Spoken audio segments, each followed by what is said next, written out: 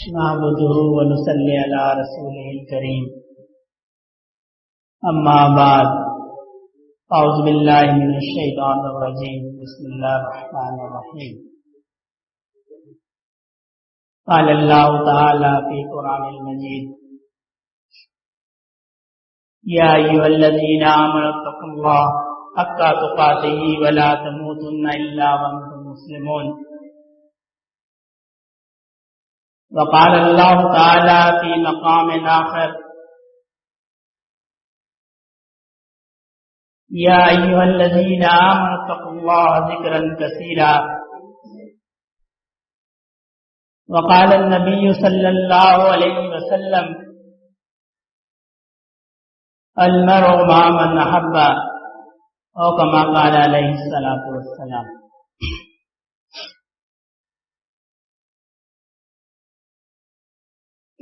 اللہ رب العزت کا شکر اور احسان ہے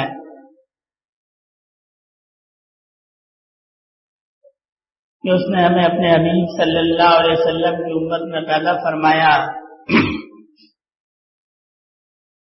اور ایمان کی حالت میں پیدا فرمایا.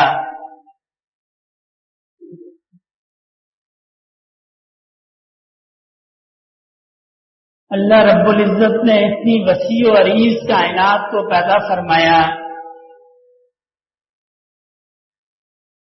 کہ ہم اس کا اندازہ نہیں لگا سکتے. جب بچہ پیدا ہوتا ہے کسی مسلمان کے گھر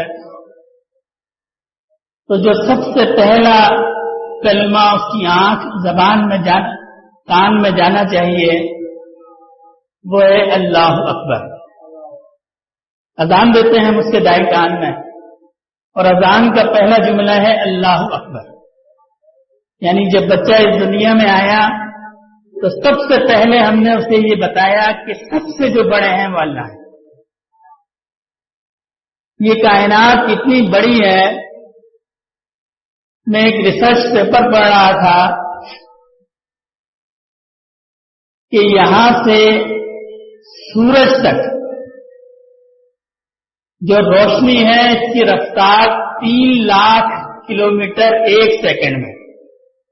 اگر ہم اس کو میل میں کنورٹ کریں تو 1,86,000 میل ایک سیکنڈ میں روشنی سفر کرتی ہے. کتنا؟ 3 لاکھ کلومیٹر یا 1,86,000 میل ایک سیکنڈ کے اندر. اور اس کو سورج تک پہنچنے کے لیے تقریباً 8 منٹ اور 34 سیکنڈ لگتے ہیں. جو سورج سے زمین پر روشنی آتی ہے یعنی ایک سیکنڈ میں وہ 3 لاکھ کلومیٹر طے کرتی ہے اور 8 منٹ 34 سیکنڈ اس کو لگتا ہے سورج سے زمین پہ آنے میں. تو اندازہ لگائیں سورج کتنی دور ہے. اور جتنی بڑی ہماری یہ زمین ہے یہ اتنی بڑی زمین ہے کہ جن دوستوں کو اللہ نے موقع دیا ہو کسی اور ملک باہر جانے کا تو انسان ہی انسان سے نہیں ملتا ہے. یکسر مختلف ہیں.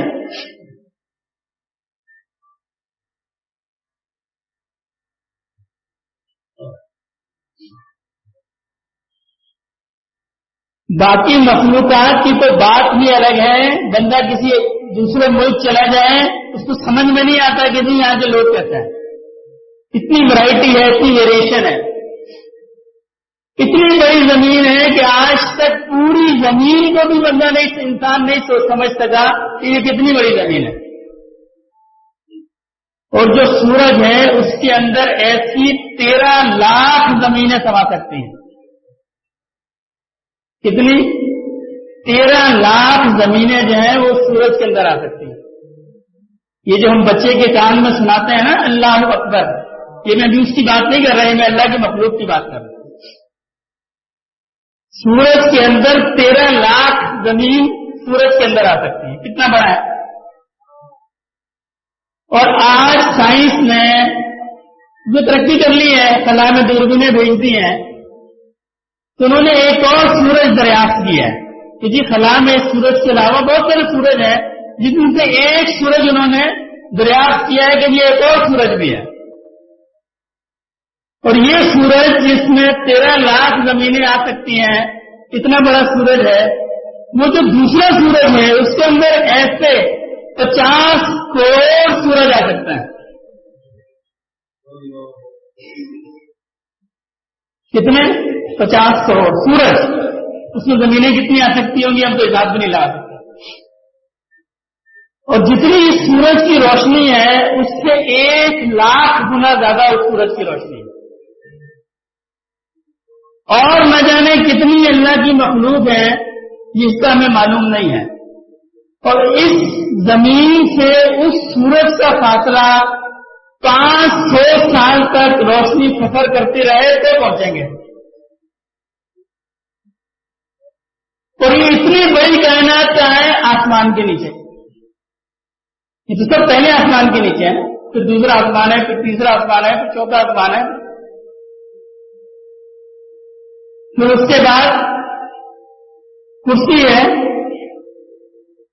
بعض روایات میں آتا ہے کہ کرسی اور جو مخلوقات ہیں جو اللہ پاک نے نظام بنائے ہیں، اس کی مثال ایسے ہے جیسے صحرا میں کوئی رنگ پڑا ہو، چھلا جو انگلی میں ڈالتے ہیں نا خواتین، رنگ جس کو ہم کہتے ہیں، انگوٹھی کہہ لیں آپ، کہ اگر صحرا میں انگوٹھی پڑی ہو تو یہ ریشو ہے اس کائنات کا اور اللہ پاک کی کرسی کا، یعنی یہ سب چیزیں ملا کے اس رنگ کے برابر ہیں۔ پھر عرش ہے، تو اللہ کتنے بڑے ہیں؟ اللہ کتنے بڑے ہیں؟ اتنی عظمت والی ذات ہے، آج انسان زمین پہ جب یہ سمجھتا ہے کہ میں کوئی چیز ہوں، یہی ہم سمجھتے ہیں نا۔ مجھے حدیث مبارکہ ہے کہ اگر زمین کی اہمیت اللہ کے نزدیک مچھر کے پر کے برابر بھی ہوتی تو اللہ کافروں کو رزق نہ دیتے۔ آپ ذرا یہ اپنے ذہن کو اندازہ لگائیں کتنی بڑی کائنات ہے، اس میں زمین کی کیا اہمیت ہے، پھر اس زمین میں ہماری کیا اہمیت ہے۔ ہم جو یہاں چودھری بنے رہے، وڈیرے بنے رہے، نواب بنے رہے، افسر بنے رہے، کیا اہمیت ہے ہماری؟ اتنی بڑی اللہ کی ذات ہے، اور پھر ہم اس ذات کی نافرمانی کرتے ہیں۔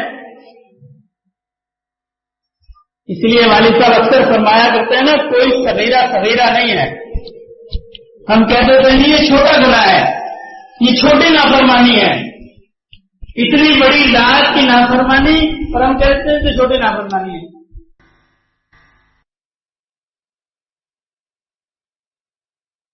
اس ملک کا ایک قانون ہے جو پارلیمنٹ نے لکھا ہے، ہم اس کی خلاف ورزی نہیں کر سکتے۔ اگر کہیں بتی لال ہو جائے اور ہم گزر جائیں تو پولیس والا پکڑ لے گا کہ جس صدر کے بنائے ہوئے یا وزیر اعظم کے بنائے ہوئے یا پارلیمنٹ کے بنائے ہوئے قانون کی آپ نے خلاف ورزی کی ہے، اس سے سزا ہے۔ اور اللہ رب العزت نے جو نظام بنایا ہم سوچتے بھی نہیں ہیں، 1 منٹ کے اندر نافرمانی کر دیتے ہیں کہ جی یہ تو صغیرہ ہے۔ ہمارا نفس ہمیں نافرمانی پہ مجبور کر دیتا ہے۔ یہ تو ایک پہلو ہے،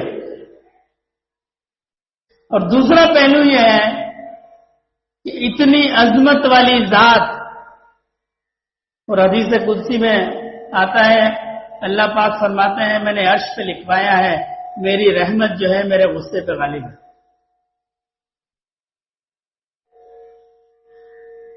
یہ شیطان نے ہمیں دھوکے میں ڈال دیا۔ یہ چونکہ سالکین کا مجمع ہے، اکثر ساتھی سوال بھی کرتے ہیں کہ جی مجھ سے یہ چیز رہ گئی، میں نہیں کر سکا، پھر جھنجھلاہٹ کا اور مایوسی کا شکار ہوتے ہیں۔ تو اللہ کی رحمت بڑی وسیع ہے، اتنی عظمت والی ذات ہے اور اتنی رحمت ہے۔ بعض روایات میں آتا ہے کہ میدان حشر کے اندر جب اللہ پاک کی رحمت والا معاملہ ہوگا تو شیطان بھی یہ گمان کرے گا کہ شاید میں بھی جنت میں چلا جاؤں۔ اور اتنی بڑی کائنات میں اللہ پاک نے جس مخلوق کو اپنا نائب بنایا وہ میں اور آپ ہے. کتنا بڑا شرف ہے، کتنا بڑا شرف ہے. اتنی مخلوقات ہیں کہ ہم گننے تو کیا سوچ بھی نہیں سکتے اللہ پاک کی کیسی کیسی مخلوقات. لیکن زمین پہ اللہ نے انسان کو اپنا نائب بنایا، خلیفہ بنایا. ایسی رحمت والی ذات کو ہم چھوڑ کے چلے گئے. سب چیزیں جانتے ہیں، پھر بھی اللہ پاک کی ذات چاہتی ہے بندہ میرے پاس لوٹ کے واپس آ جائے. چاہتے بندہ گناہ کرتا سزا مل جاتی، ایسا نہیں کیا. مہلت دی کہ اس مخلوق کو میں نے محبت دی ہے، اس کو مہلت دو. دو نگران ہمارے اوپر مقرر کیے، ایک دائیں طرف جو نیکیوں کو لکھتا ہے اور ایک بائیں طرف جو برائیوں کو لکھتا ہے. اور حاکم کس کو بنایا، ذمہ دار کس کو بنایا، انچارج کس کو بنایا، دائیں والے کو. جب بندہ گناہ کرتا ہے تو بایاں ہاتھ والا اس کو لکھنے کی کوشش کرتا ہے، دائیں والا کہتا ہے ابھی نہیں لکھو، ابھی نہیں لکھو، ہو سکتا ہے یہ اللہ کے آگے جھک جائے. اللہ انتظار کرتے ہیں بندہ میرے آگے جھک جائے. اس سے غلطی ہو گئی، یہ جھک جائے تو دائیں والا کہتا ہے کہ رک جاؤ، ہو سکتا ہے کہ یہ توبہ کر لے، یہ اللہ کو راضی کر لے. اور پھر جب وہ توبہ نہیں کرتا ہے تو پھر بائیں والے سے کہتا ہے لکھ دو، لیکن ایک ہی لکھنا، زیادہ نہیں لکھنا. اور خود کیا کرتا ہے، جب ایک نیکی بندہ کرتا ہے تو ایک سے زیادہ لکھتا ہے. یہ اللہ پاک نے اس کو کہا ہے زیادہ لکھو. اور ارادہ بھی کرتا ہے تو وہ لکھ لیتا ہے، ہو گیا. اس والے کو نہیں لکھنے دیتا. انسان ارادہ کرتا ہے گناہ کا، وہ بائیں ہاتھ والے کو نہیں لکھنے دیتا جب تک کہ وہ کر نہ لے. اور پھر جب بندہ توبہ کر لیتا ہے تو اس کو حکم ہے اس کو مٹا دو. اور صرف مٹاؤ نہیں، اس کی جگہ پہ نیکیوں کو لکھ دو. کل یہ میرا بندہ قیامت کے دن اٹھے گا، آدم علیہ السلام سے لے کے اور آخری انسان تک اعمال نامہ ہاتھ میں ہوگا، سب دیکھیں گے. تو دیکھیں گے کہ اس نے یہاں گناہ کیا تھا، اس لیے یہاں سے ربڑ سے مٹا ہوا ہی ہے، اس کو شرمندگی ہوگی. اللہ نہیں چاہتے کہ میرے بندے کو شرمندگی بھی ہو. فرمایا اس کو مٹا کے اس کی جگہ پہ نیکیاں لکھ لو. کوئی اس کا بھائی دیکھے گا، کوئی دوست دیکھے گا، کوئی رشتہ دار دیکھے گا تو اس کو ایسا لگے گا یہ تو شروع سے ہی نیک تھا. ایسی رحمت والی ذات ہے، ایسی محبت والی ذات ہے. ہم اپنے آپ کو سوچیں ذرا کہ آج ہم نے جب بھی بندہ رات کو بستر پہ جائے تھوڑی دیر سوچے. 24 گھنٹے دنیا کو ہم دیتے ہیں نا وقت، 5 منٹ ہم اللہ کو وقت دیتے ہیں. سونے سے پہلے ہم سوچیں آج ہم نے اللہ کی کتنی نافرمانی کی. ہم اللہ کی نافرمانی کرتے ہیں، اللہ ہمیں پھر بھی رزق دیتے ہیں. ہم اللہ کی نافرمانی کرتے ہیں، اللہ ہمیں پھر بھی آسائشیں دیتے ہیں. کوئی چیز رکی ہماری؟ کوئی چیز نہیں رکی. اس لیے کہ اللہ ہم سے محبت کرتے ہیں. یہ نہیں ہے کہ اللہ ایسا کر نہیں سکتے، اللہ ہم سے محبت کرتے ہیں. اللہ چاہتے ہیں بندہ میرے پاس آ جائے بس. اسی لیے توبہ کے دروازے کو کھلا رکھا اور کوئی پابندی نہیں لگائی کہ توبہ کا کوئی خاص طریقہ. آپ کو کسی نے بتایا نہیں توبہ کا کوئی خاص طریقہ ہے. اللہ نے کوئی خاص طریقہ نہیں رکھا. میرے بندے تجھ سے جب غلطی ہو جائے تو میرے در پہ آ جا، مجھ سے مانگ، دل میں مانگ لو، دل میں مانگ لے. بلکہ اپنے گناہ کو ظاہر کرنا یہ بھی گناہ ہے، اللہ کو پسند نہیں ہے. جو بندہ کسی کو کہے جی میں نے فلاں گناہ کیا تھا، اس لیے کہ بندے تجھ سے غلطی ہو گئی، میں نے تیری غلطی کو چھپا لیا، خود بھی پسند نہیں ہے۔ اور لوگوں کیا کہا، حدیث مبارکہ کا مفہوم ہے جو بندہ کسی کے عیب چھپائے گا اللہ قیامت کے دن اس کے عیب چھپائے گا۔ خود بھی پسند نہیں ہے کہ میں کسی عیب کو ظاہر کروں، اور بندوں میں بھی پابندی لگائی ہے کہ تیرا کوئی بھائی ہے، کوئی دوست ہے، کوئی رشتہ دار ہے، اس سے غلطی ہو گئی ہے، آنکھ کو بند کر لو، اکیلے میں اس کو سمجھا دو، اس کے عیب کو لوگوں میں بیان نہ کرو، تم کسی کے عیب کو چھپاؤ گے اللہ قیامت کے دن تمہارے عیب کو چھپائیں گے۔ اس لیے کہ اللہ نے محبت سے بنایا ہے، اللہ کو انسان سے محبت ہے، اللہ نہیں چاہتے میرے بندے کی رسوائی ہو۔ موسیٰ علیہ السلام کے زمانے میں مشہور قصہ ہے، برکت کے لیے سنا دیتا ہوں۔ بارش نہیں تھی تو اپنی امت کو لے کے نکلے، بارش کی دعا کی ساتھیوں کے ساتھ، تو حکم ہوا تمہاری اس مجلس میں کوئی شخص ہے وہ فلاں گناہ میں مبتلا ہے، جب تک وہ باہر نہیں نکلے گا بارش نہیں ہوگی۔ موسیٰ علیہ السلام نے فرمایا بھی جو اس مرض میں مبتلا ہے وہ باہر نکل جائے۔ اب اس کے دل میں خیال آیا، جو مریض تھا اس کے دل میں آیا میری رسوائی ہو جائے گی۔ ہم میں سے ہر شخص ڈرتا ہے نا جی میری رسوائی نہ ہو جائے، اس بات سے ہم ڈرتے ہیں کہ جی دنیا میں میری رسوائی نہ ہو جائے۔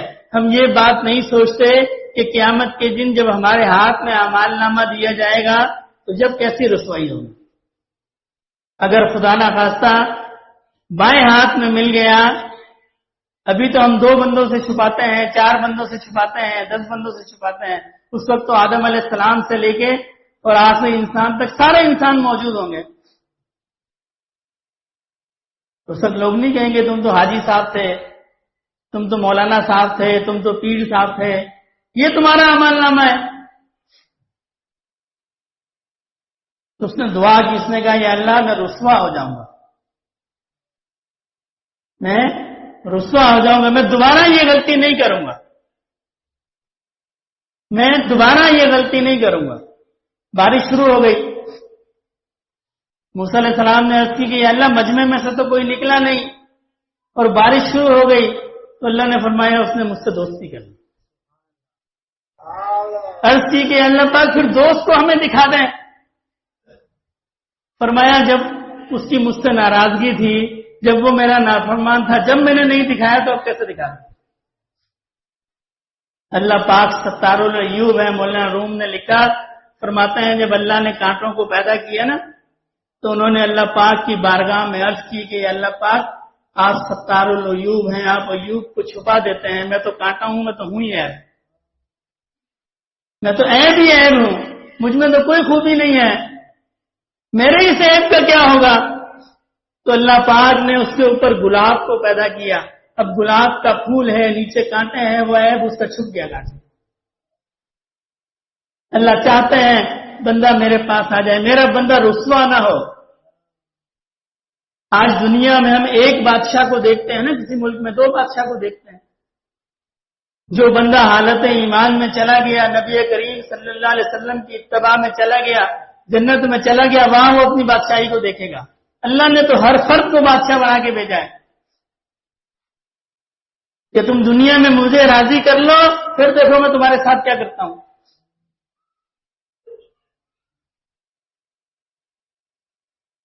ایک حکایت ہے، کوئی شخص تھا جب فوت ہونے لگا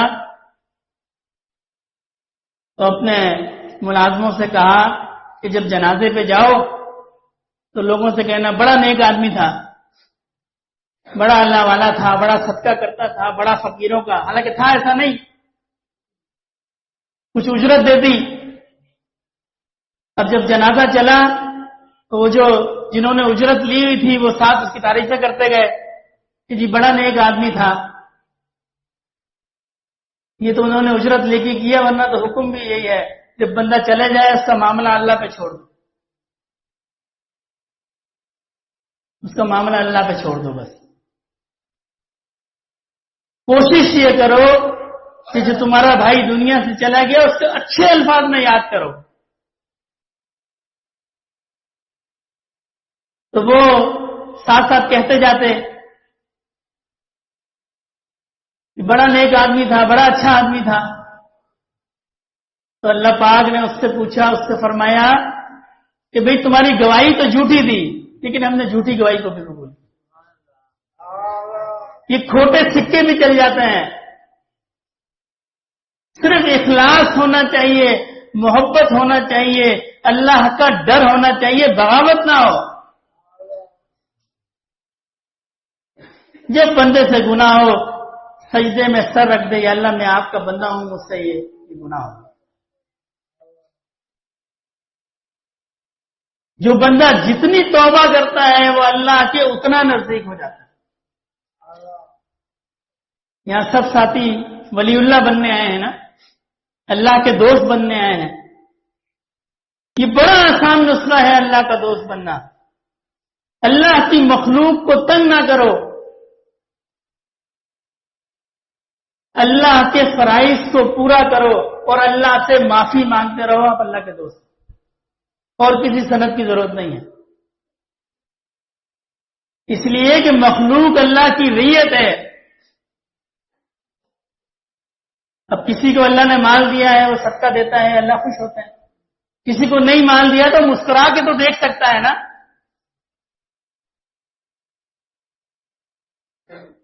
کسی کو مسکرا کے دیکھنا یہ بھی صدقہ ہے. کوئی بھائی پریشان ہے، کوئی دوست پریشان ہے، وہ میرے پاس آ گیا اور میں نے اس کو تسلی دے دی، کیا کچھ نہیں، صرف تسلی دے دی، یہ بھی صدقہ ہے. رستے میں کوئی کانٹا ہے، اس کو ہٹا دیا، یہ بھی صدقہ ہے. اب اس کے لیے تو کسی مال کی ضرورت نہیں ہے نا. کسی کی کڑوی بات کو برداشت کر لیا، یہ بھی صدقہ ہے. اور میں ذاتی طور پر تو یہ سمجھتا ہوں، ضروری نہیں ہے میری بات درست ہو یا اس سے آپ کو اختلاف نہ ہو، کہ سلوک جو ہے یہ تو نام ہی خدمت کا ہے. جو ہمارے بزرگوں کے پاس آ کے صبر نہیں سیکھ سکا، برداشت نہیں سیکھ سکا، پھر اس نے کچھ بھی نہیں سیکھا. اگر ہم کسی کی کڑوی بات کو برداشت نہیں کر سکے، پھر ہم نے کیا سیکھا؟ یہ نماز کے لیے کئی لوگ ہیں جو نماز پہ لگا دیتے ہیں، اللہ ان کو جزائے خیر دے، اعمال پہ لگا دیتے ہیں. اگر اللہ والوں کی خدمت میں رہ کے برداشت نہیں سیکھی، ایسا نہیں ہے. نبی کریم صلی اللہ علیہ وسلم نے فرمایا جو حق پہ ہوتے ہوئے اپنے حق کو چھوڑ دے، جنت کی ضمانت ہے. ہم سارے کام کر سکتے ہیں، ہم یہ کام نہیں کر سکتے. ہم کسی کی بات برداشت نہیں کر سکتے.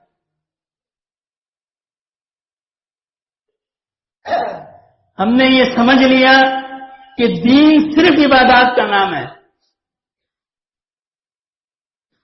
ایسی برداشت ہو، ایسا صبر ہو کہ لوگ کہیں کہ جی اس کا تنوازن سے تعلق ہے. ہر جماعت کے اللہ والوں کے پھول ہیں نا، ان کے مختلف رنگ ہوتے ہیں. ہر جماعت کے اندر بزرگوں کی کوئی خاص رنگ نمایاں ہوتا ہے.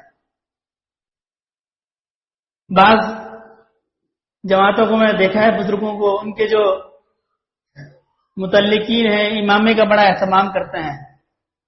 ایک امتیاز ہے، ایک رنگ ہے ان پہ. میں یہ چاہتا ہوں کہ جو ٹنڈو اعظم کے متعلقین اور سالکین ہیں ان میں برداشت ہو. ان کے صبر کی وجہ سے لوگ پہچانیں گے جی اس کا تعلق جو ہے یہ ہمارے حضرت جی سے ہے. جیسے ہمارے حضرت کا مزاج ہے، یہ رنگ سالکین میں بھی چڑھنا چاہیے.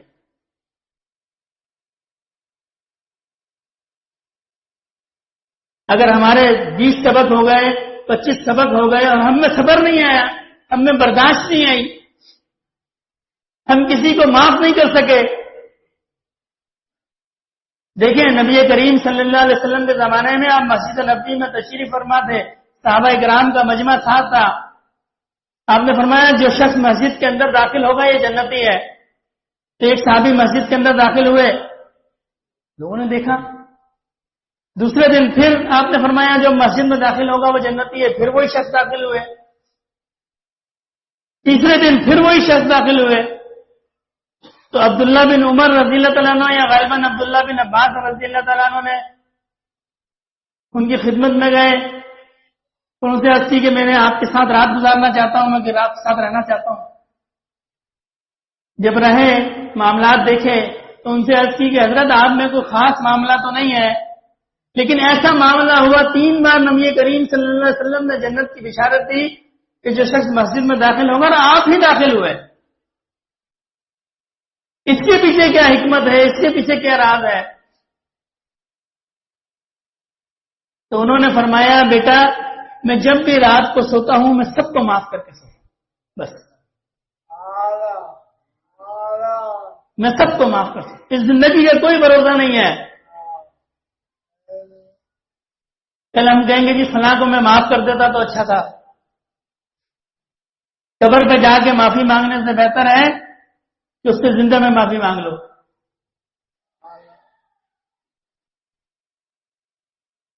وہ مشکل کام ہے. پھر لوگ علماء سے مسئلے پوچھتے ہیں کہ جی وہ چلا گیا ہے، میرا حق رہ گیا تھا، اب میں کیا کروں؟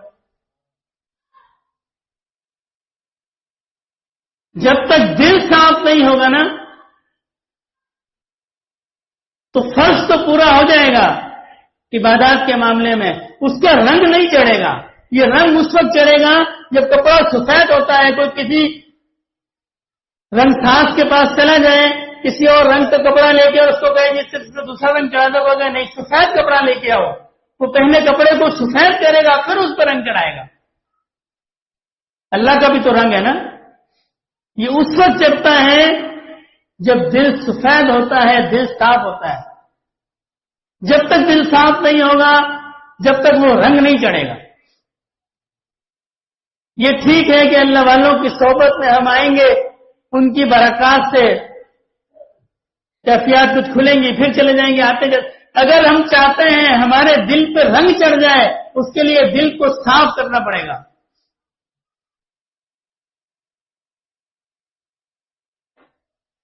ہم کسی کو معاف کریں گے اللہ ہمیں معاف کرے. تو یہ طرح امتیاز ہونا چاہیے اس خانقاہ کے سالکین کا. حدیث شریف ہے نا کہ جو چیز اپنے لیے پسند کرتے ہو اپنے بھائی کے لیے پسند کرو. حضرت امام ابو حنیفہ رحمۃ اللہ علیہ نے اپنے بیٹے حضرت حماد کو نصیحت جو فرمائی تھی کہ میں نے 5 لاکھ احادیث یاد تھی، ان میں سے 5 احادیث میں سمجھتا ہوں اگر اس پہ عمل کر لی جائے تو ساری احادیث پہ عمل کر لیا جائے گا. اور ان 5 حدیثوں میں سے ایک یہ حدیث تھی کہ جو چیز اپنے لیے پسند کرو وہ اپنے بھائی کے لیے. یہ ایک اسٹینڈرڈ، ایک معیار بنا لیں. کسی بھی معاملے میں کسی سے کوئی معاملہ کرنا ہو، کسی سے کوئی گفتگو کرنی ہو، کوئی انداز اختیار کرنا ہو تو پہلے یہ سوچیں اگر کوئی مجھ سے اس طرح بات کرے تو مجھے کیسا لگے گا. اگر تو مجھے اچھا لگے گا تو پھر میں اس سے اس طرح گفتگو کروں، اور اگر مجھے اچھا نہیں لگے گا تو پھر میں اس سے ایسی گفتگو کروں جو مجھ سے بات کرتے ہوئے اچھی لگتی ہے. ہر معاملے کے اندر ہم چاہتے ہیں کوئی ہماری غیبت کرے، نہیں چاہتے نا کہ پیٹھ پیچھے کوئی میری برائی کرے. پھر ہم کسی کی کیوں کرتے ہیں؟ ہم چاہتے ہیں کوئی ہم پہ ظلم کرے، کوئی ہمارا حق دبائے، نہیں چاہتے. پھر ہم کسی کا حق کیوں دباتے ہیں؟ یہ 1 سال کا ایک ٹاسک بنا لیں، ایم بنا لیں کہ جی اس سال ہم اس اجتماع میں آئے ہیں، جب اگلے سال ہم اجتماع میں آئیں یہ خصوصیت ہمیں حاصل ہونی چاہیے. تو بات ہے.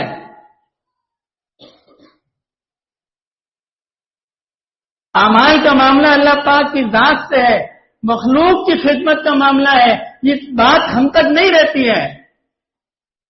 لوگ ہمیں نہیں دیکھتے، لوگ ہمارے اکابر کو دیکھتے ہیں کہ جی اس کی فلاں سے نسبت ہے، اس کی فلاں سے نسبت ہے. ہم نے جب اللہ والوں کے ہاتھ میں ہاتھ ڈال دیا تو ان کے رنگ میں رنگ جائیں. میں گفتگو کرتا ہوں، میں دیکھوں میرے شیخ ایسی گفتگو کرتے ہیں، میں معاملات کرتا ہوں، میرے شیخ ایسے معاملات کرتے ہیں۔ اللہ نے تو فرمایا کونوا مع الصادقین، ساتھ ہو جاؤ۔ ساتھ ہونے کا مقصد یہ ہے ان کو آپ کاپی کر لیں، کاپی نقل کر لیں ان کی۔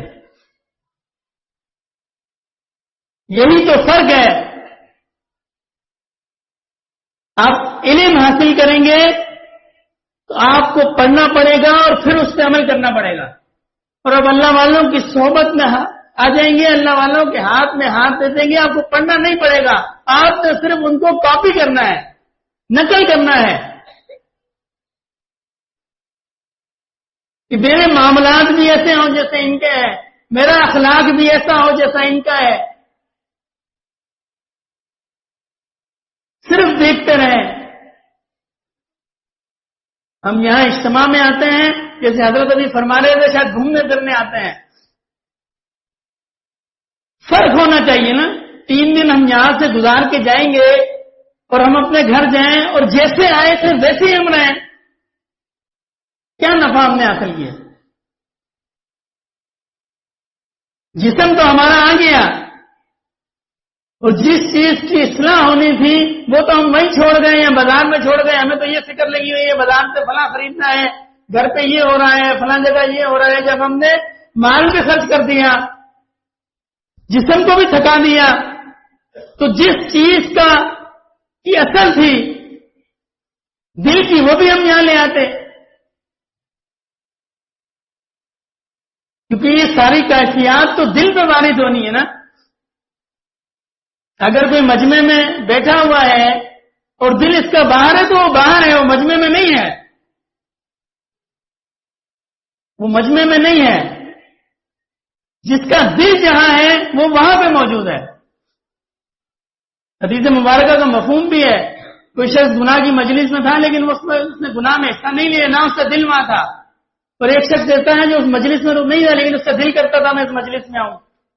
تو جس کا دل کرتا ہے وہ مجلس کا حصہ ہے۔ تو ہم اپنے دل کو بھی ساتھ لے کے آتے۔ جب بھی ہم یہاں آئے، وقت بھی خرچ کریں، پیسہ بھی خرچ کریں، دولت بھی خرچ کریں، مصروفیات بھی نکالیں، تو پھر دل کو بھی لے کے آئیں۔ دل بھی ہمارا یہاں حاضر ہو، اس لیے کہ بزرگوں کے سینے سے جو شوائیں نکلتی ہیں وہ دل پہ جاتی ہیں۔ جب دل حاضر نہیں ہے تو پھر یہ مشقت ہے۔ اور جب دل ہم حاضر کریں گے، یہ پورے سلوک کا خلاصہ ہے دل کی صفائی، دل کی حاضری۔ دل کو اپنی اصل جگہ پہ ہونا چاہیے۔ آپ کاروبار میں ہیں، آپ کوئی مشین چلا رہے ہیں، اگر آپ کا وہاں دل حاضر نہیں ہے تو کیا ہوگا؟ ایکسیڈنٹ ہو جائے گا۔ آپ کاروبار میں ہیں، کوئی چیز تول رہے ہیں، دل حاضر نہیں ہے تو کم زیادہ توڑ دیں گے۔ دل کو اپنی جگہ، جہاں آپ ہیں دل وہاں ہونا چاہیے۔ یہ اللہ والوں کی صحبت کی برکت سے یہ نفع حاصل ہوتا ہے۔ آپ نماز میں ہیں، دل نماز میں ہے، آپ ذکر میں ہیں، دل ذکر میں ہے۔ ہمارے ساتھ یہ مسئلہ ہے نا کہ ہمارا دل اپنی جگہ پہ نہیں ہے، ہم نماز میں ہیں، دل باہر ہے۔ دل کو اپنی جگہ پہ لے کے آنا ہے، دل کو حاضر کرنا ہے۔ اور اب تو اللہ پاک نے ٹیکنالوجی کا دور آ گیا ہے، وائی فائی چارجنگ ہوتی ہے آج کل بغیر کنیکشن کے، سگنل آتے ہیں۔ یہ اسی طرح کا معاملہ ہے، اس میں گفتگو ضروری نہیں ہے، بس صرف سالک کی نیت ضروری ہے، اس کا شوق ضروری ہے۔ آئے اور خاموشی سے بیٹھ جائے، اپنے قلب کو اپنے شیخ کے قلب کے سامنے رکھ کے سر جھکا کے بیٹھ جائے، بس گفتگو کی کوئی ضرورت نہیں ہے۔ یہ میری جیب میں موبائل ہے، کہاں سیٹلائٹ ہے، آ رہے ہیں اس میں سگنل کے نہیں آ رہے؟ آ رہے ہیں کیوں؟ کہ اس کا بلوٹوتھ آن ہے یا وائی فائی آن ہے یا جو بھی۔ اگر وائی فائی آف ہو تو جی سگنل نہیں آ رہے۔ ٹیکنالوجی نے بہت ساری چیزیں آسان کر دی۔ اللہ والوں کی صحبت میں آئیں، اپنے دل کو حاضر کر کے آئیں، پھر جیسا وہ ذکر بتائیں اس پہ بندہ اپنی ہمت کے مطابق عمل کرے۔ جب سالک کسی اللہ والے کے پاس جاتا ہے شیطان پہ دھوکہ ڈالتا ہے، اتنا تو میں پڑھ ہی نہیں سکتا،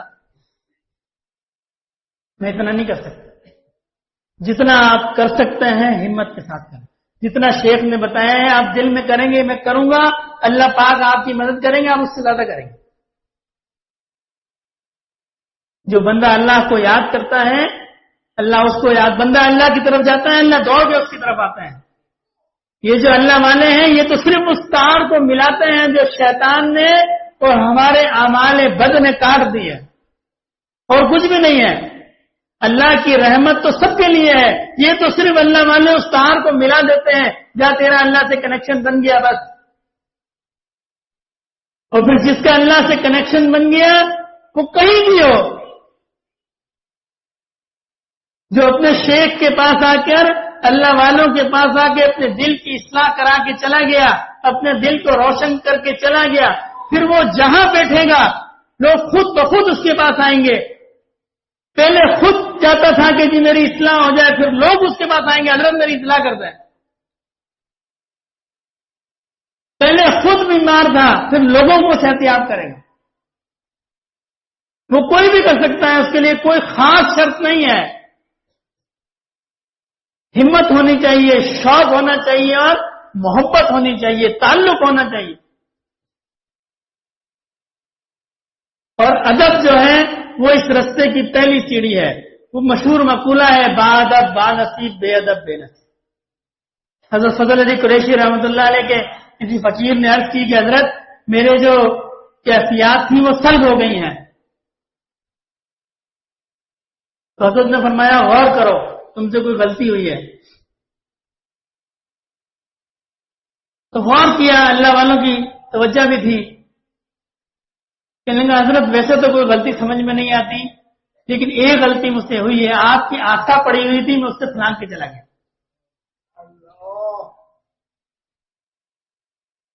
یہ ادب جو ہے یہ پہلی سیڑھی ہے۔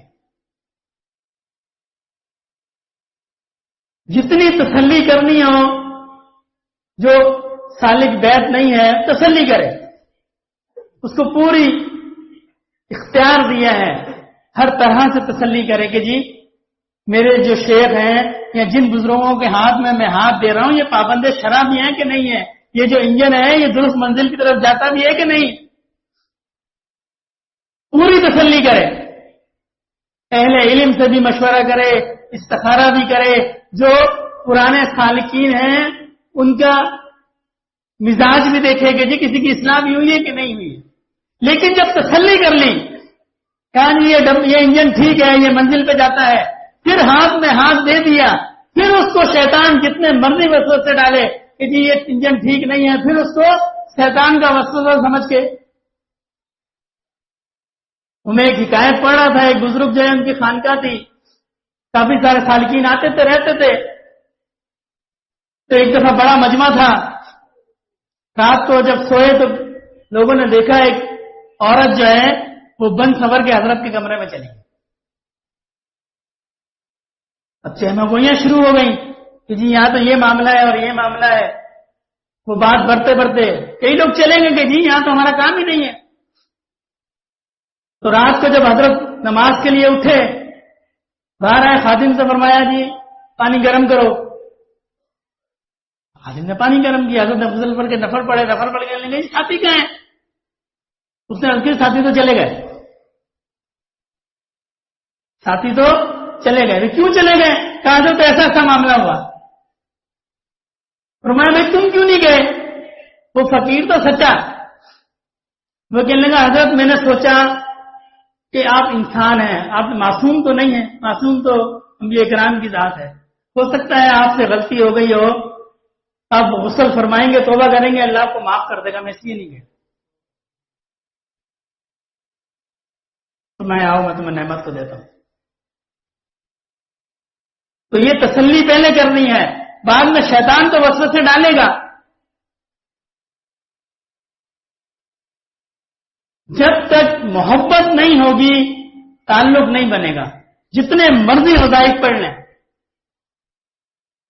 یہ میرے مشاہدے اور تجربے کی بات ہے، جب تک نسبت نہیں ہوگی، محبت نہیں ہوگی،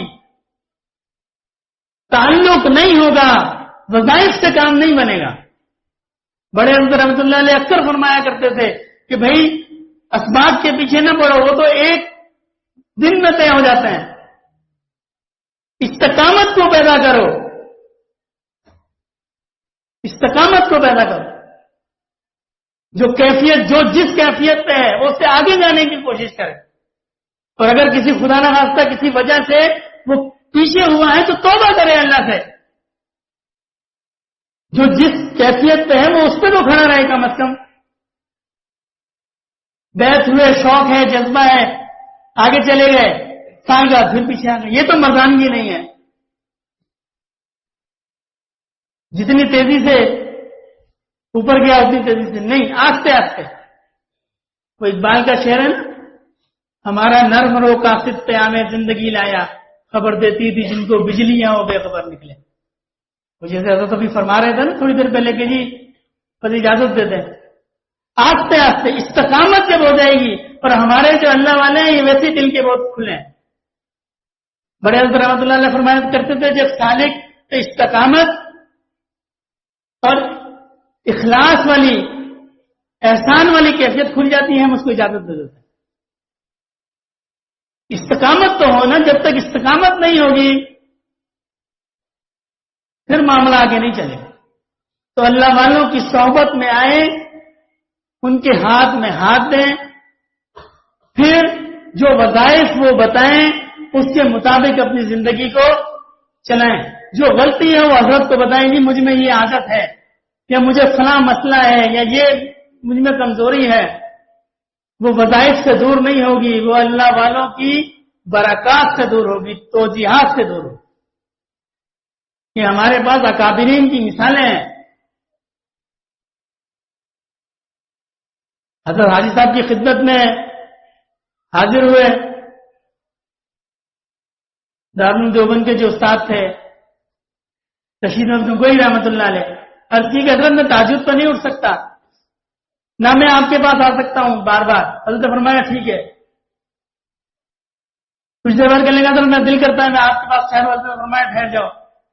خادم تکا ان کی چارپائی میری چارپائی کے ساتھ لکھ، عالم بھی تھے، مدرسے میں پڑھاتے بھی تھے، شیخ الحدیث بھی تھے، رات میں نہیں اٹھ سکتے تھے۔ تو حضرت جب رات میں اٹھے تو حضرت مولانا رشید احمد گنگوئی رحمۃ اللہ فرماتے میرے دل میں آئی اتنا بوڑھا آدمی اٹھ گیا، میں نہیں اٹھ سکتا، میں بھی اٹھ گیا۔ تو یہ اللہ والوں کی دعائیں ہوتی ہیں، یہ اولاد کی طرح ہے۔ ہمارے بڑے حضرت رحمۃ اللہ نے فرمایا کرتے تھے کہ مرید جو ہیں یہ روحانی اولاد ہے، اور فرماتے تھے جیسے بکری والے کے پاس 100 بکریاں ہوں اور ایک بکری بھی ادھر ادھر چلے جائیں تو وہ باقی 99 کو چھوڑ کے اس ایک کے پیچھے چلا جاتا ہے کہ جی یہ کہاں جا رہی ہے۔ یہ ایسا نہیں ہے، ہمارے اکابر کی یہ عادت نہیں ہے کہ جی مجمع لگا لو بس۔ بڑے صاحب رحمۃ اللہ نے فرمایا کرتے تھے ایک مرید ہو لیکن مرید ہو۔ مجمع تو مداری بھی لگا لیتا ہے۔ یہ تو تعلق ہے، نسبت ہے، یہ نسبت۔ اس نیت سے ہمارے اکابر ہمیں بزرگ ہمیں بیعت کرتے ہیں کہ اس کی اصلاح ہو جائے، اور ہم بھی اسی نیت سے ان کے ہاتھ میں ہاتھ دیں کہ جی ہماری اصلاح ہو جائے۔ تو دعا فرمائے اللہ پاک ہمیں نیت کی اصلاح کی توفیق عطا فرمائے۔ وقت کافی ہو گیا، دعا فرمائے اللہ پاک عمل کی توفیق عطا فرمائے۔